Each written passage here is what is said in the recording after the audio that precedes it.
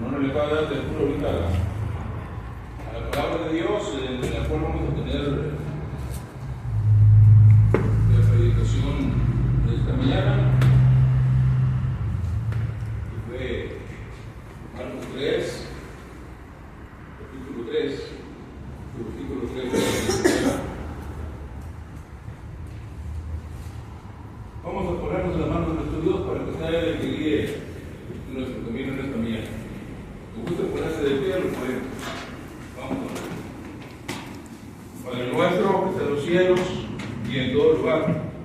Nuevamente, bendito Dios, estamos en tu presencia, con el único fin, Padre, de poder adorarle y servirle como usted se merece. En esta mañana, bendito Padre, queremos darle gracias por tanta misericordia que usted derrama a cada uno de nosotros, por darnos esta oportunidad tan grande de poder estar en comunión con nuestros hermanos en este lugar, Padre. También queremos darle gracias, Padre, porque usted nos ha traído con bien hasta este lugar. Padre Santo, también le pedimos también por todos nuestros hermanos que se encuentran haciendo lo mismo en algunas otras congregaciones, Padre, que es adorando y sirviendo como usted se merece. Sea con cada uno de ellos. De la misma manera le pedimos por cada uno de los que nos encontramos en este lugar, con cada una de las familias aquí representadas, que sea con cada uno de nosotros. Bendíganos grandemente, denos la oportunidad de poder pensar un poco de lo que usted nos trae en esta mañana, Padre, para poder ponerlo en práctica con aquella gente que no lo conoce. Le pedimos, bendito Dios, también por todos aquellos enfermos que se encuentren hospitalizados o convalecientes de alguna enfermedad. Usted será con cada uno de ellos. Esa pronta sanidad que usted sabe si la merece o no, Padre, solo usted lo sabe. Bendiga grandemente cada uno de nuestros hermanos. Todos lo pedimos, la gracia le damos en el nombre de Cristo Jesús. Amén. Amén.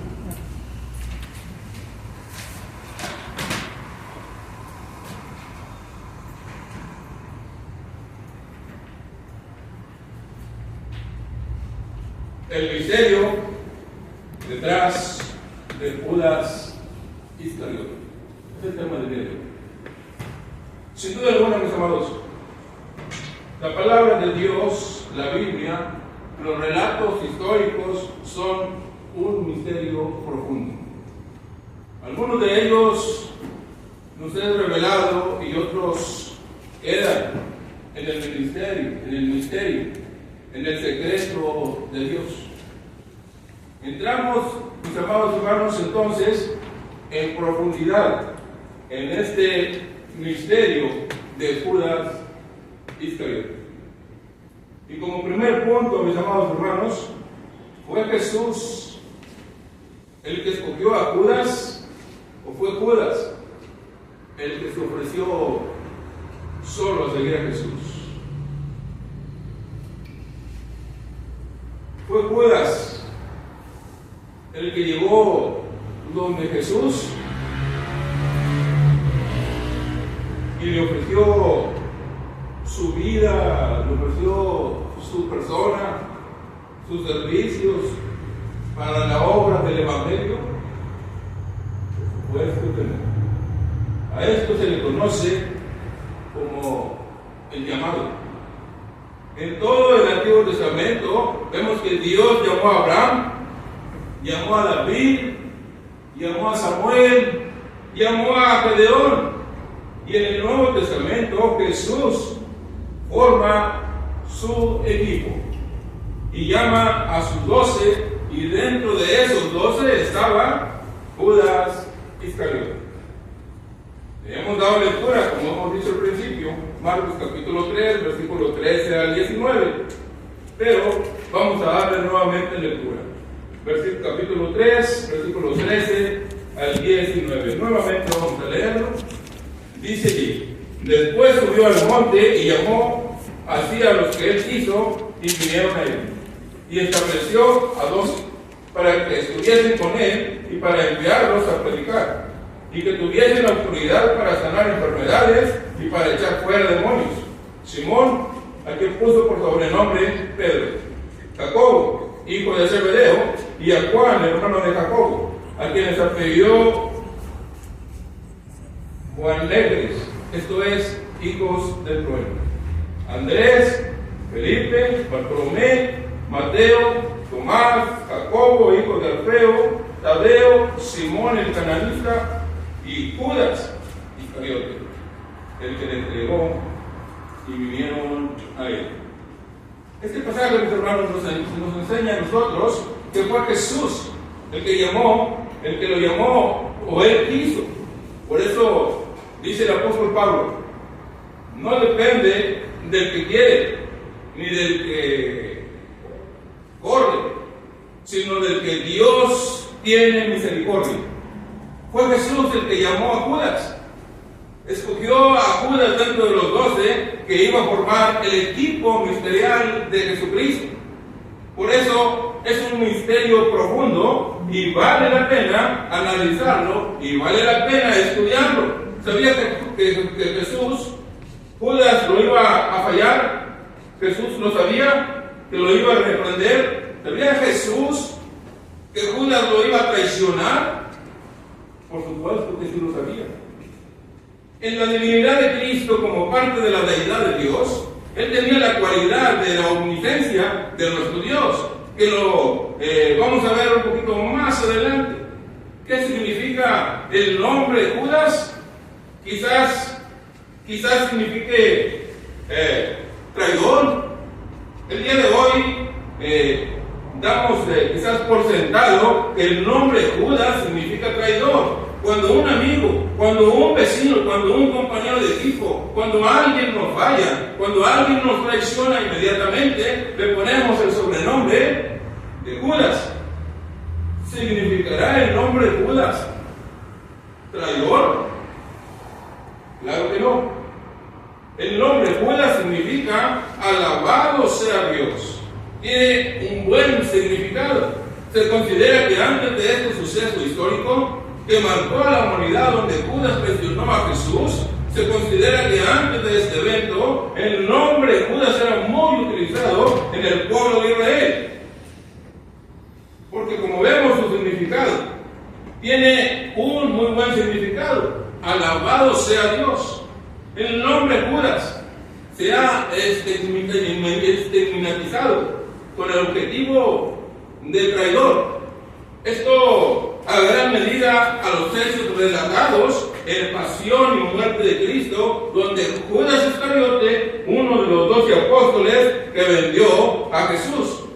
Después de la tradición se ha estigmatizado el nombre Judas, pero realmente su significado es alabado sea Dios.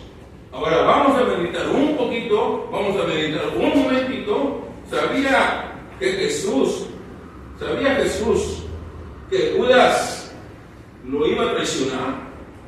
¿Estaba consciente Jesús que Judas lo iba a vender, que lo iba a traicionar? Claro que sí, sí estaba consciente. Jesús era divino, tenía las cualidades de Dios, y una de las cualidades de Dios es su omnisciencia. ¿Pero qué significa la omnisciencia? ¿Qué es lo que significa? Es que Jesús lo conoce todo y lo sabe completamente todo. El Padre Eterno, Creador del universo, sabe absolutamente todo. Sabe el pasado, el presente y el futuro. Y esto es la omnisciencia de Dios. Y Cristo, como parte de la divinidad, como parte de la divinidad divina de nuestro Dios, contenía esta cualidad de la omnisciencia. Mira por un momento el libro del Génesis. Por un momento, en el libro del Génesis vamos a encontrar allí en el capítulo 15. Génesis capítulo 15, su versículo 13. Dice: entonces Jehová dijo a Abraham: ten por cierto que tu descendencia morará en tierra ajena, y será esclava allí, y será oprimida 400 años. Será oprimida 400 años. Aquí es donde vemos nosotros la omnisciencia de Dios. Le da una profecía a Abraham que su descendencia iba a ser oprimida durante 400 años en Egipto. Ni siquiera había nacido Isaac, ni siquiera había nacido Jacob, ni siquiera habían nacido los 12 patriarcas. Y Dios ya le estaba anticipando a Abraham que su descendencia iba a sufrir por 400 años. Y todo eso se cumplió. Esta es la omnisciencia de Dios. Porque en el libro de Mateo, en su capítulo 26, en el libro de Mateo, en su capítulo 26, pero en su versículo 34, 26, 34, mira lo que dice allí.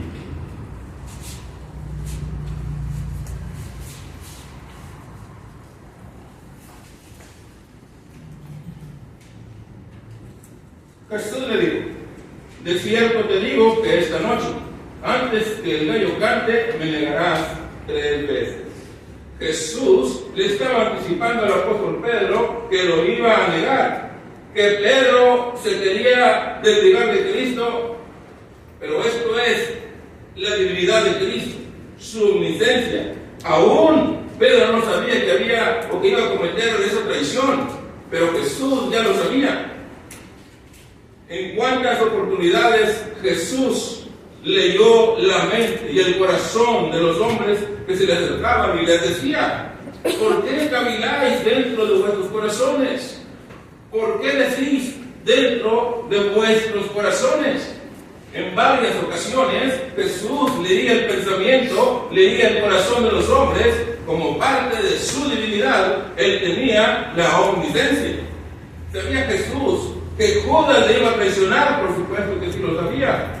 Esto a él no lo toma por sorpresa. Y estoy seguro que Jesús dijo: híjole, parece que me equivoqué con Judas, de saber que me iba a traicionar, de saber que me iba a fallar. Nunca lo hubiera escogido. Claro que no lo digo.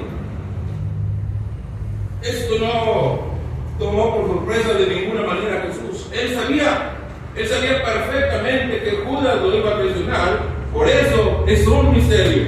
Y vale la pena abordar este tema, porque este tema es muy interesante. Ahora vamos a ver el siguiente punto. ¿Sabía Jesús que Judas tenía una debilidad? ¿Que Judas tenía un problema? Era ladrón. ¿Sabía Jesús todo esto?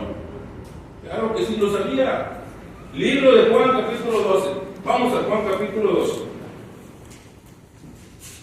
Capítulo 12, en su versículo 3 al 6.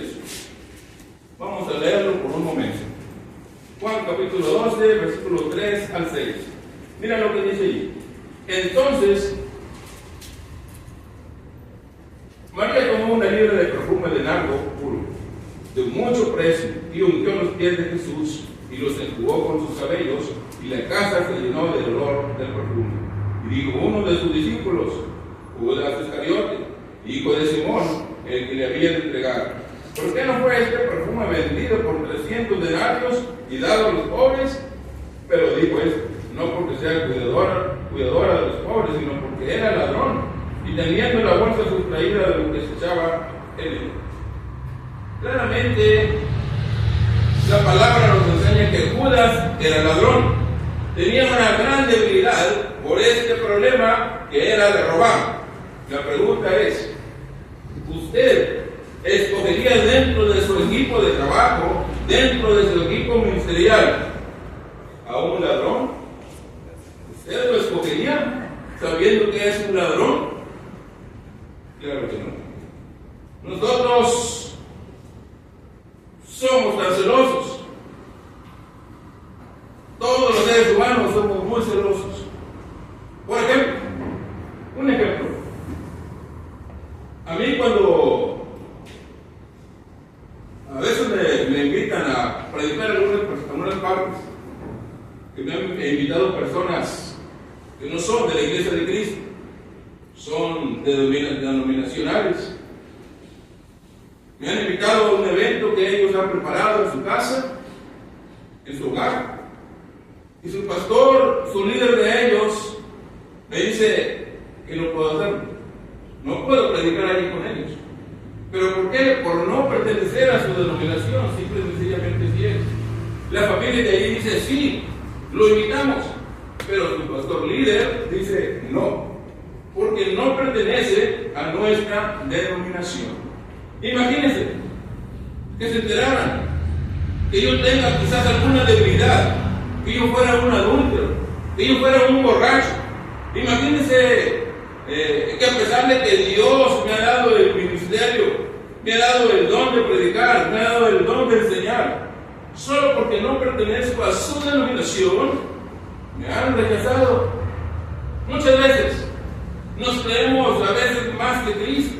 Muchas veces nos creemos más puros y más perfectos, más santos que Cristo. Sin embargo, Jesús, dentro de su equipo, escogió a un ladrón. Y aquí surge una grandísima pregunta. Judas, ¿ya era ladrón antes de formar parte del equipo de Cristo? ¿O hasta que vino a ser un apóstol se convirtió en ladrón? ¿Usted qué es lo que cree sobre eso? Yo no lo creo. Tal más, quizás tan mala influencia tendría Jesús con ellos, tan mal líder sería Cristo con ellos, que uno de sus 12 se convirtió en ladrón. Yo no lo creo. Judas ya tenía ese problema. Y ahí nos damos cuenta entonces que Jesús, Él vivió lo que Él predicó. Exactamente Él no hizo acepción de personas. La debilidad de Judas no fue un impedimento para que Cristo lo escogiera como uno de sus discípulos. La debilidad de Judas no fue un obstáculo para que él formara parte del equipo de Cristo en su ministerio profundo. Nosotros lo haríamos. La pregunta sería: los que predicamos, los que enseñamos, ¿escogeríamos a un ladrón? ¿Escogeríamos a un borracho, a algún adúltero o a cualquier que tenga una debilidad negativa? ¿Lo escogeríamos dentro del equipo ministerial? Ni siquiera lo pensaríamos. Y le diríamos quizás un rotundo no. Pero Cristo sí lo hizo. Judas es un claro ejemplo que Dios da la oportunidad completamente a todos de ser salvos. Judas es un claro ejemplo que Dios nos hace excepción de personas y nos da a todos la oportunidad de ser salvos y la oportunidad de servir en la obra de Dios. En el libro de Hechos, en su capítulo 10, Hechos, capítulo 10.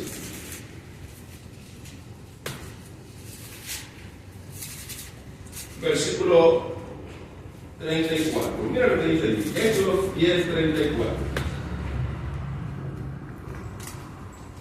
Entonces Pedro, abriendo la boca, dijo: en verdad comprendo que Dios no hace acepción de personas. Entonces, aquí tenemos un claro ejemplo. Es Judas.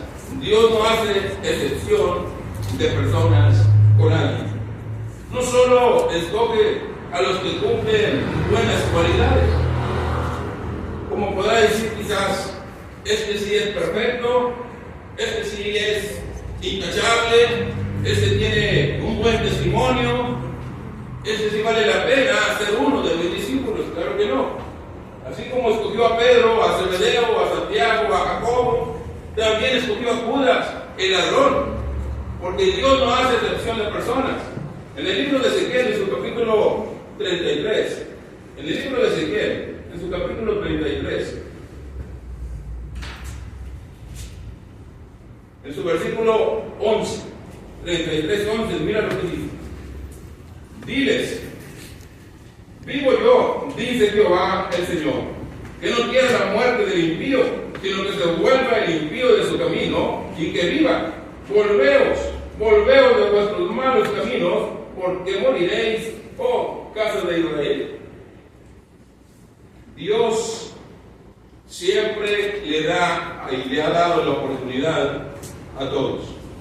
Dios siempre les está dando la oportunidad a todos para que se arrepientan de sus pecados, para que ellos sean salvos, para alcanzar esa salvación, para alcanzar esa vida eterna.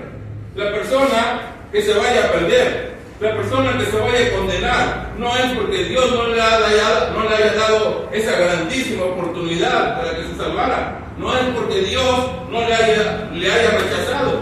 Es porque la persona así lo quiso. La persona no se quiere salvar porque se le predica constantemente y no lo quiere entender. Es porque la persona así él lo ha decidido. Claramente estamos viendo a través de esta pequeña prédica que Dios nos da la oportunidad completamente a todos, aún hasta el más vil pecador. Y Pablo también es un ejemplo claro. Pablo no era ningún santo de su devoción. Pablo, antes de ser Pablo, era Saulo, perseguidor de la iglesia, maldiciente, injuriador, blasfemo. Consistió en la muerte de Esteban. Pero Dios le da la oportunidad para ser salvo y para formar parte del equipo de Cristo. Dios entonces nos da la oportunidad completamente a todos. En el libro de Ezequiel dice: vivo yo, que no quiero la muerte del impío, no quiero la muerte del pecador, vuélvete a mí. En el libro de Lucas capítulo 5, por el versículo 32 dice: no he venido a llamar a justos sino a pecadores al arrepentimiento. No hay excusa válida. A todos Dios nos da la oportunidad de alcanzar salvación. Judas, a pesar de que tenía esa grandísima debilidad de ser ladrón, a pesar de que tenía la debilidad de robar algo que no le pertenecía, Dios le da la oportunidad de ser salvo. Le dio la oportunidad de alcanzar esa vida eterna, pero él decidió ir por el camino incorrecto. Al igual que usted, Dios le está dando la oportunidad de alcanzar salvación, pero es decisión personal. Muy de usted seguir a Cristo o rechazarlo.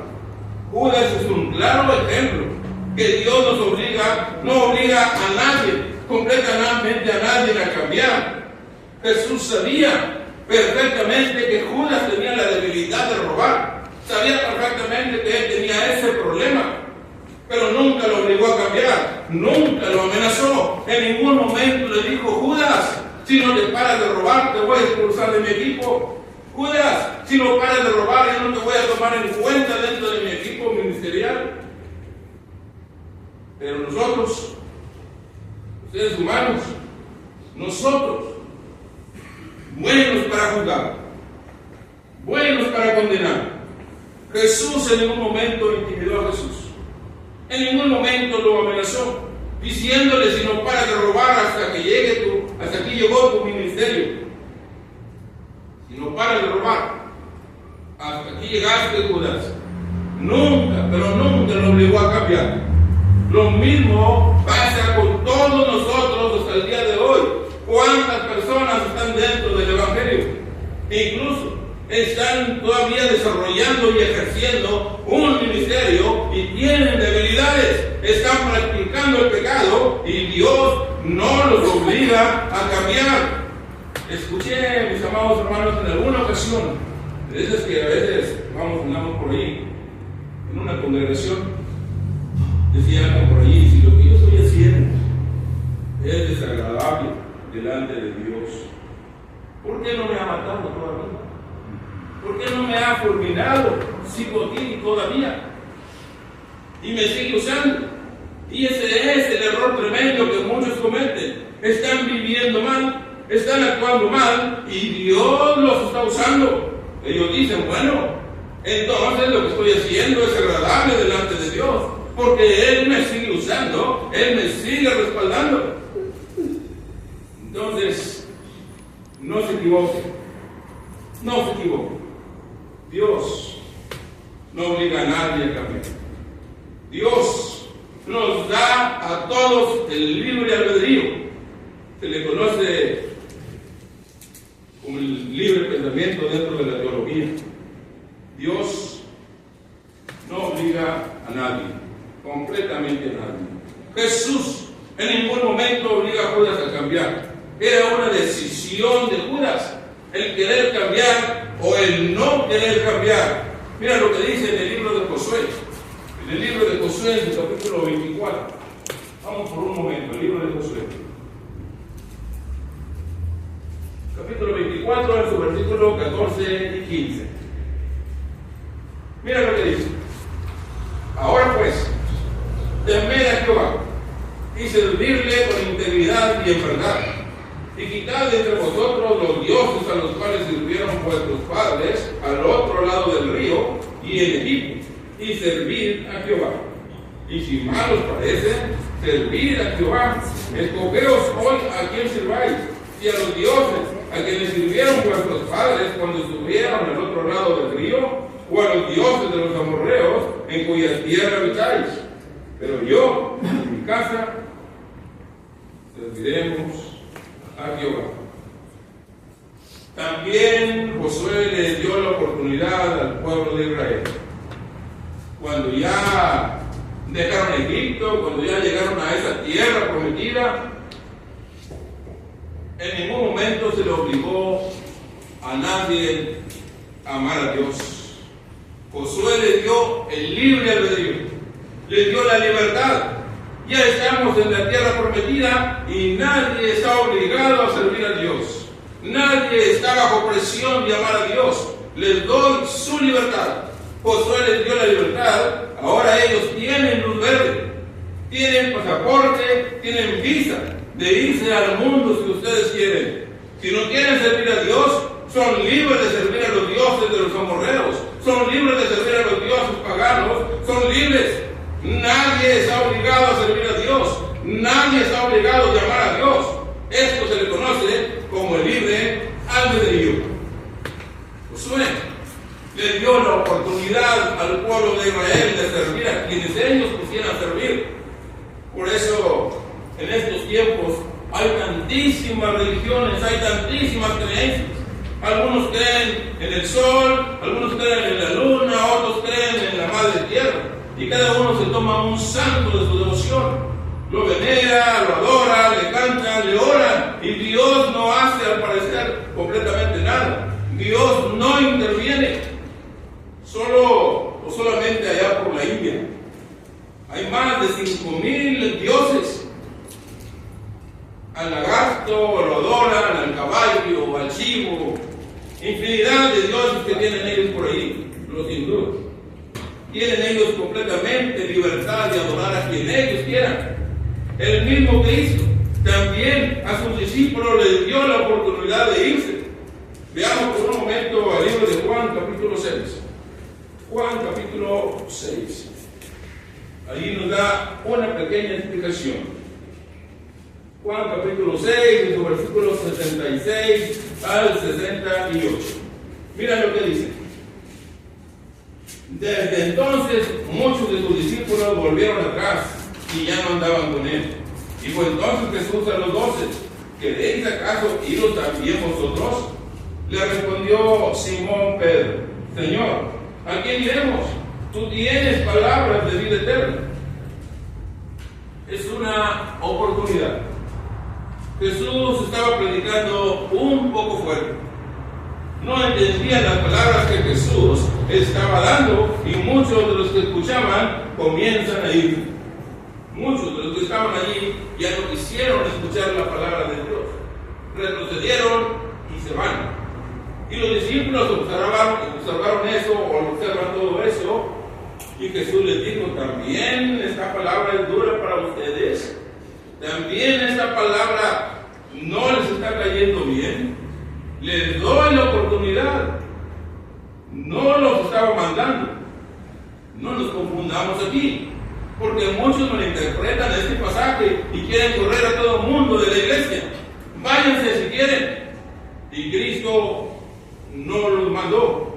Cristo solamente les dio una opción, así como Josué. En ningún momento José dijo: váyanse detrás de los dioses paganos. En ningún momento solo les dio la opción de escoger a quién seguir, a quién adorar. Igual que Cristo, en ningún momento los estaba mandando, en ningún momento les estaba rechazando.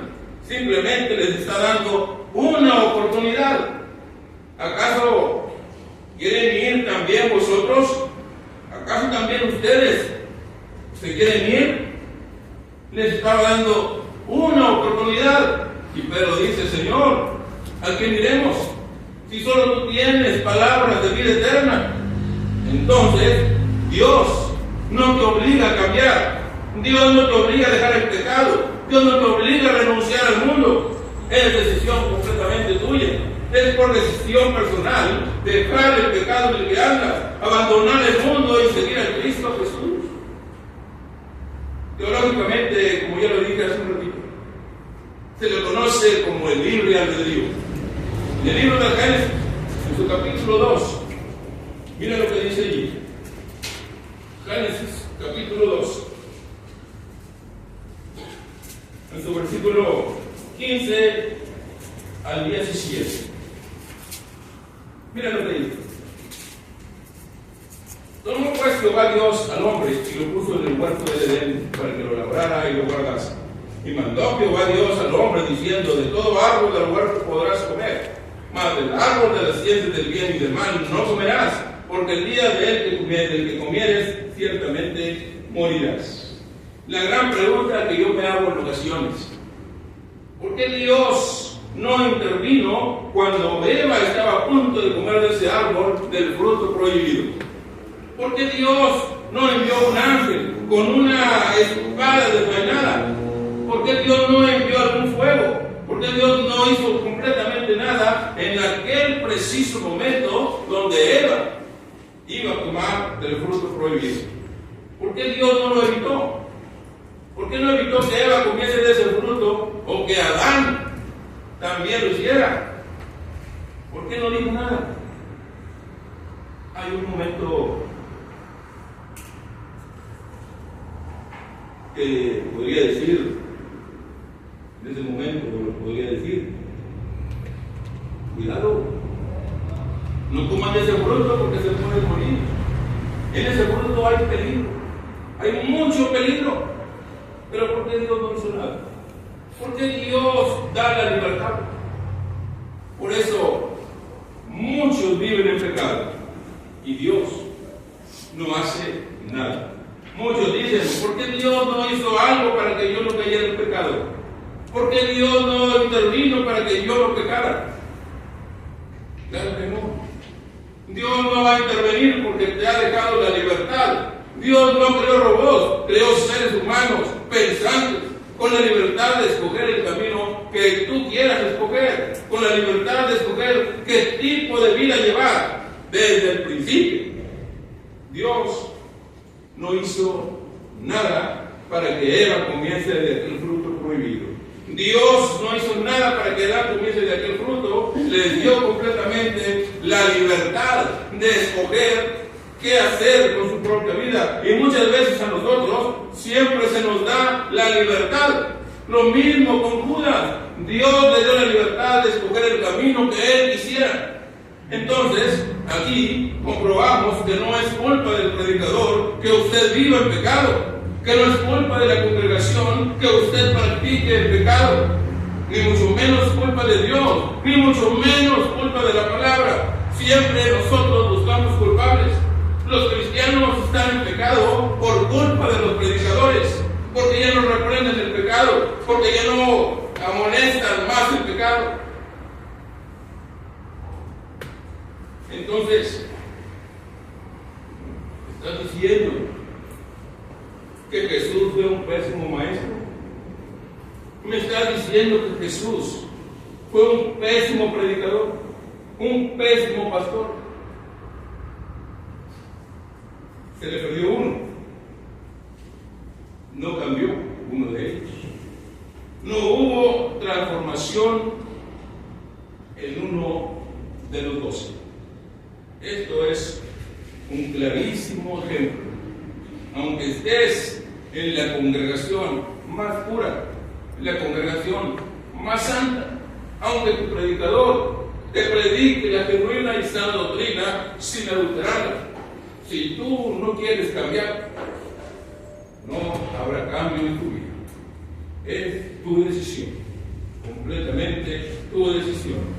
Aunque tú estés o te encuentres en una iglesia quizás un poco débil, quizás la doctrina no es tan sólida, posiblemente la enseñanza del predicador no está fuerte. Pero si tú has decidido cambiar, la palabra te endereza, la palabra te cambia, la palabra te transforma y te dejas cambiar por el Espíritu Santo. Está comprobado. Entonces, con el ministerio detrás de Judas, que no depende del líder que tú tengas, no depende de la persona que te está guiando, no depende de tu guía espiritual, va a depender completamente de ti, de tu persona, de tu pensamiento, cómo estás pensando delante de Dios. No culpemos a otros, no buscamos responsables de todos nuestros actos, seamos honestos y reconozcamos que somos nosotros los que no hemos querido cambiar. Somos nosotros los que no hemos querido cambiar, dejarnos transformar por el Espíritu Santo. Jesús era el mejor pastor, Jesús era el mejor predicador, el mejor evangelista, el mejor apóstol, el mejor profeta, el mejor maestro. Sin embargo, de todas formas, Judas se perdió. Judas no cambió. ¿Por qué razón? Porque así lo quiso, porque así Él lo decidió. Y aquí viene un punto importante. Aquí viene un punto muy importante. ¿Dios usó a Judas? Por supuesto que sí. Aún teniendo la debilidad, aún sabiendo que le iba a traicionar, aún sabiendo todo eso, Judas fue instrumento de Dios. Veamos por un momento el libro de Mateo. Mateo capítulo 10.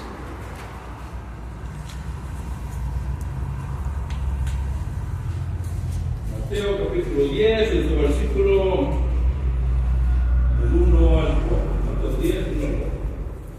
Y después nos vamos a Mateo 10, desde el versículo 1 al 4. Dice: entonces, llamando a sus 12 discípulos, les dio autoridad sobre los espíritus inmundos para que los echasen fuera y para sanar toda enfermedad y toda dolencia. Los nombres de los 12 apóstoles son estos: primero Simón, llamado Pedro, y Andrés, su hermano, Jacobo, hijo de Zebedeo, y Juan, su hermano, Felipe, Bartolomé, Tomás, Mateo, el publicano, Jacobo, hijo de Alfeo, Lebeo, por sobrenombre Tadeo, Simón, el cananista, y Judas Iscariote, el que también le entregó. Capítulo 10, versículo 8. Mira lo que dice el versículo 8. Sanad enfermos, limpiad leprosos, resucitad muertos, echad fuera demonios. De gracia recibisteis, dad de gracia. ¿Cuántas personas no se habrán salvado por el mensaje de Judas? ¿Cuántas personas no se habrán sanado por la imposición de manos de Judas? ¿Cuántos muertos no habrán resucitado con el ministerio de Judas? Claramente estamos leyendo que a sus 12 les dio la autoridad, les dio el poder para echar fuera demonios, para sanar enfermos. Los 12 tenían esa cualidad, tenían el poder, tenían la autoridad, la unción del Espíritu Santo para hacer los milagros. ¿Cuántos no recibieron sanidad con el ministerio de Judas? ¿Cuántos no fueron libertados?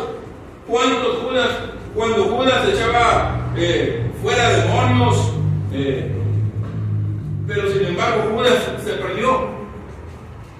¿Cuántos hoy, hasta el día de hoy, así como Judas, Dios los utilizó como un instrumento? El día de hoy, muchos Dios los está utilizando. Por eso, mis amados hermanos, tengamos cuidado cuando señalamos a un predicador, cuando señalamos a un evangelista, cuando señalamos a un predicador y a un evangelista, tengamos nosotros mucho, pero mucho cuidado de señalarlos.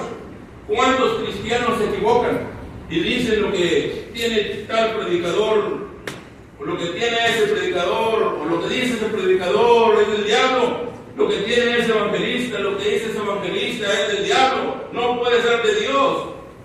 Yo sé que vive el pecado, yo sé que está torcido, yo sé que lo puede utilizar. Pues Dios ya no lo puede utilizar. está viviendo en pecado. Yo sé que esa persona está mal. Dios ya no lo puede utilizar. Y es el diablo quien está detrás de su ministerio. Mucho cuidado, mis amados, mucho cuidado. Le pregunto, ¿quién estaba detrás del ministerio de Judas? ¿Quién estaba detrás del ministerio de Judas? Obviamente se encontraba Dios. Fue Dios el que lo utilizó por un tiempo. ¿Estaba torcido Judas? Claro que sí. ¿Estaba mal Judas?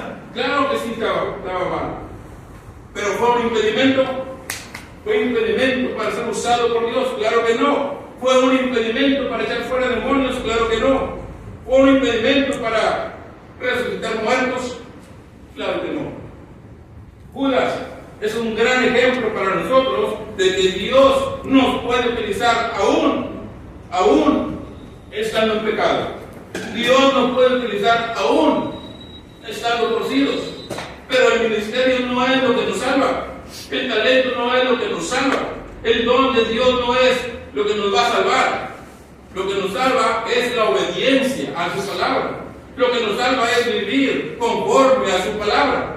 Por eso dice Mateo capítulo 7, su versículo 21.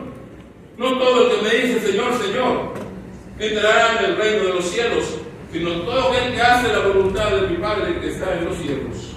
Nuestro trabajo entonces es hacer la voluntad de Dios. No se confíe con el talento que usted tiene. No se confíe con el don que usted tiene ahorita. No se confíe con el ministerio que usted tiene. Eso a usted no lo va a salvar. ¿Cuántos hasta el día de hoy están como Judas? ¿Cuántos? Viven en desobediencia, están torcidos, practican ese pecado y aún así ejercen su ministerio y Dios los está utilizando. Dios quizás no respalda tanto a la persona porque no lo va a respaldar, pero sí respalda su palabra. Esto nos lo enseña el maestro y a mí en una ocasión me quedó bien claro cuando lo escuché. Quizás Dios, dice él, cuando nosotros ya estamos torcidos, así como Judas, que Judas ya estaba mal. Si nosotros estamos en esa condición, ya no estamos, o nos alejamos de Dios, ya nos fuimos de Dios. Quizá Dios ya no nos va a respaldar a nosotros, ya no nos respalda, pero está respaldando su palabra. Sigue respaldando su palabra. Dios siempre respaldará su palabra, aún cuando el que predica, aún cuando el que enseña anda torcido o anda mal. Dios siempre respaldará su palabra. Y eso fue lo que sucedió con Judas. Él respaldó completamente toda su palabra. Judas se perdió. Judas se condenó. El echar fuera demonios, el sanar enfermos, el salvar vidas a través de la predicación no fue una garantía de salvación para Jesús, para Judas. Esto es un gran ejemplo para nosotros. El llamado, el don, el ministerio que Dios nos ha dado no es una garantía de salvación. Ahora la pregunta es, ¿se pierde o no se pierde la salvación? Y esto es un tremendo debate con muchas personas allá afuera. ¿Cuántos cristianos creen que no se pierde la salvación? Y otros creen que sí se pierde la salvación. Pero yo estoy en el grupo de los que sí creen y considero que se pierde la salvación. Judas es un claro ejemplo de que sí se pierde la salvación. Los que creen y enseñan que la salvación no se pierde, ellos están considerando y creen completamente en la predestinación y dicen ellos, es que Judas nunca se salvó. Los que creen en la predestinación, ellos enseñan a aquella persona que no fue salva, es que nunca se salvará, y nunca se salvará y nunca va a ser salvo. Estuvo en la iglesia, ejerció un ministerio, pero nunca fue salvo. Yo no considero eso correcto. Yo no creo en esa parte de la teología. Jesús obra o habrá escogido a Judas, no siendo salvo. O sea que Jesús sabía perfectamente que Judas no iba a ser salvo. Y aún Él así lo escogió. Yo no creo que Dios sea injusto que haya creado un grupo de personas para una condenación. Jehová haya creado a otro grupo de personas para una salvación. Eso no obra la justicia de Dios. Eso no va con el carácter de Dios. Dios es bueno, es justo, es santo. Yo no creo, y me cuesta mucho creer que Dios haya diseñado a un grupo de personas para el infierno y haya diseñado otro grupo de personas para la vida por el cielo. Yo no creo esa situación. En ese caso, entonces, ¿para qué predicar? Entonces, ¿para qué evangelizar? Si de todas formas, el que es salvo, pues va a ser salvo. El que es condenado, pues es condenado. Entonces, ¿cuál es el sentido de predicar? ¿Cuál es el sentido de evangelizar? Si de todas formas el que fue predestinado para la salvación, tarde o temprano va a llegar a Cristo. Si de todas formas el que fue predestinado para condenación, aunque haga su mayor esfuerzo de querer ser salvo, aunque haga su mayor esfuerzo de alcanzar aquella vida eterna que Dios ofrece, congregándose y viviendo en la oración, evangelizando, si de todas formas está predestinado para condenación, antes de morir caerá en pecado y se perdió. No tiene sentido. No tiene ninguna lógica que Dios haya diseñado un grupo para condenación y un grupo para salvación. Judas es un claro ejemplo que se pierde la salvación. Jesús le dio la oportunidad de ser salvo, pero él no quiso cambiar. Escogió el camino equivocado, decidió por cuenta propia irse por el camino del error. Mira lo que dice por un momento ahí en el libro de Filipenses. Filipenses capítulo 2. Filipenses capítulo 2, desde el versículo 12. Dice: por tanto, amados míos, como siempre habéis obedecido, no con mi presencia solamente, sino mucho más ahora en mi ausencia, ocupaos de vuestra salvación con temor y temor. Si no se perdiera la salvación, ¿por qué el apóstol Pablo dice, amados míos, ocúpense de vuestra salvación con temor y temor? El apóstol Pablo en reiteradas ocasiones nos exhorta, nos anima a cuidar nuestra salvación, y es algo que hoy voy a cuidar con mucha devoción para no perderme, porque lo voy a cuidar. ¿Para qué lo voy a cuidar si de todas formas lo podría perder? Tengo que cuidarlo con mucha devoción. ¿Y cómo lo puedo perder? Por eso lo debo de cuidar. Dice en el libro de Apocalipsis: si tú te desvías, si tú violas mis mandamientos, quitaré tu nombre del libro de la vida. Esta palabra, quitar, es una palabra muy interesante, muy interesante. Si yo colocara algún objeto en este lugar, si lo quito, es porque un día yo lo coloqué en este lugar. No se puede quitar algo que nunca haya sido colocado. Quiere decir que muchos ahorita su nombre está en el libro de la vida, pero como persisten en pecar, persisten en desobedecer a Dios, entonces Dios borrará su nombre del libro de la vida. La pregunta sería: ¿se podrá borrar algo que nunca fue escrito? Si la persona nunca fue salva, quiere decir que nunca describió su nombre en el libro de la vida. Una vez más, la pregunta: ¿podría borrar algo que no fue escrito? Claro que no. No tiene ningún sentido. No tiene ninguna lógica. Para que yo borre algo, primero debo de escribirlo, pero si nunca lo escribí, ¿qué voy a borrar? Claramente la Biblia nos enseña que nuestro nombre puede ser borrado del libro de la vida si nos descuidamos, si nos dedicamos. Le pregunto: ¿ha considerado a Cristo como su Señor y Salvador? ¿Ha considerado honestamente y sinceramente a Cristo como su Salvador?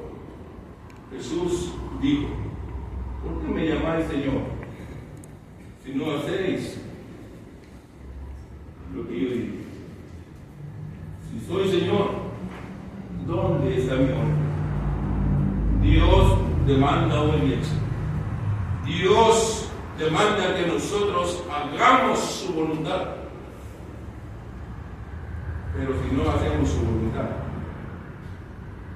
nos vamos a perder. Yo espero, mis amados hermanos, que la prédica que se ha expuesto en esta mañana, el día de hoy, haya sido de alguna bendición para nosotros. Que lo que se haya aprendido o se haya captado este mensaje, lo podamos poner por obra. Si usted es como Judas, está lejos de Dios, aún está tiempo, aún hay oportunidad de salvación. Dice la Biblia, aún hay esperanza para los que están entre los vivos. Aún hay una esperanza para aquellos que están respirando, porque después de la muerte se acabó el tiempo. Después de la muerte viene el juicio. Usted está mal, usted está torcido. Hoy es una buena oportunidad para que usted enderece su camino. Hoy es una buena oportunidad para que usted se ponga cuentas con Dios, para que usted venga a Cristo en esta mañana, porque siempre nuestro Señor Jesucristo le está diciendo que se tiene que arrepentir de sus pecados. Pero pone su corazón, sus oídos en un sentido, o se cierra sus oídos y escucha la palabra de Dios. En Hechos 2:47 dice que serán añadidos a la iglesia los que deberían de ser salvos. ¿Quién quiere ser salvo en esta mañana? ¿Habrá alguien en esta mañana que quiera ser salvo? ¿Que quiera ser añadido a la iglesia de Cristo para su salvación, para perdonar sus pecados? Hoy es el día de su salvación. Que Dios los bendiga.